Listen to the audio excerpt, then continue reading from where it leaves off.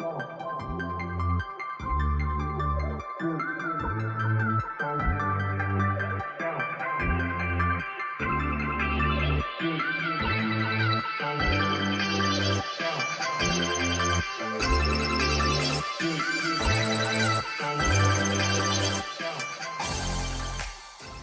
it going, guys?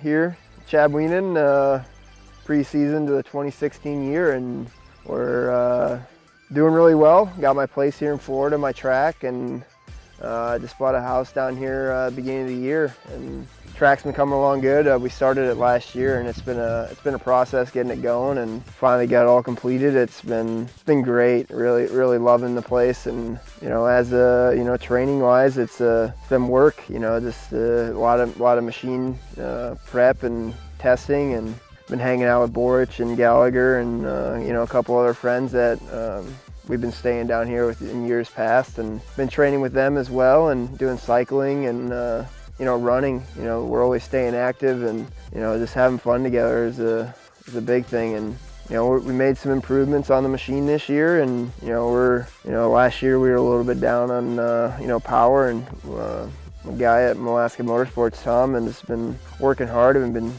testing, and we're going to have a little bit stronger of an engine this year. And obviously we're not going to try and sacrifice any sort of reliability wise, but we're putting it all together, and we got Daytona coming up, and we're going to be ready for that. And we got a pretty long break after that, so we'll continue testing and getting ready for the start of the motocross season.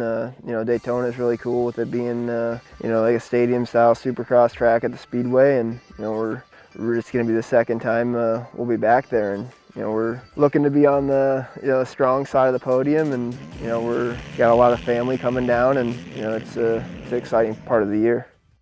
Born into half of a body, desperate to be realigned. Aliens, two tongues, redefining false design. Separation, magnetizing a reunion of golden souls. Reassemble that hip and mouth to spell your demons welcome home. And every day that you spend searching for